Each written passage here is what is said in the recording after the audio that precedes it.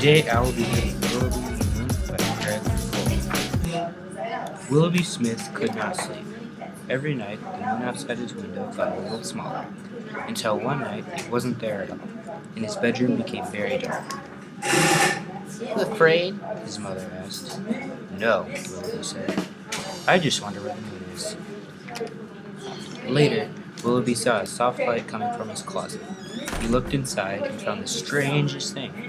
There was the moon, and on it stood a giant snail. Willoughby tapped on the shell. "Excuse me," he said. "What are you doing in my closet?" Two Eyes peeked out. "I lost my favorite silver ball," said the snail. "And the moon is so big, I'll probably never find it." Willoughby puffed up his chest. "I'll bet I can find it," he said. "Maybe it's behind those rocks." "I don't know," said the snail. "Those rocks look scary." "Rocks are nothing to be scared of," Willoughby said, and they checked all around them, but there was no sign of the ball. "I told you," said the snail. Then Willoughby spotted something round.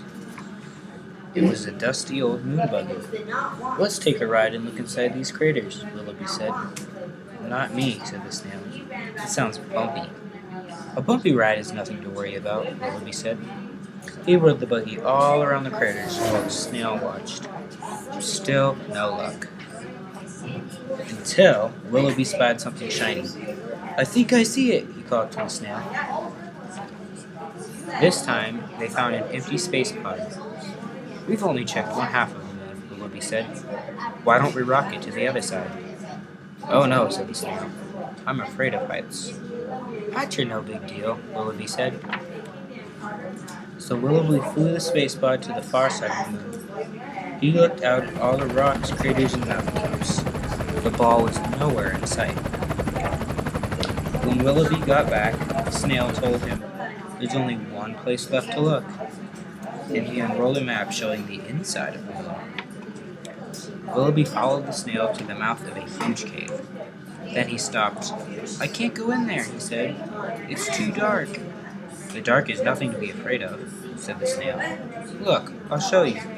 So Willoughby sat and watched as the snail disappeared into the cave. He waited and waited, but after a while there was no sign of the snail. Where could he be? Willoughby wondered. The cave was very dark, but Willoughby was worried about the snail. So he decided to do something very brave. Inch by inch, Willoughby crept into the dark. "I hope the snail is okay." When he could no longer see the entrance, Willoughby almost turned back.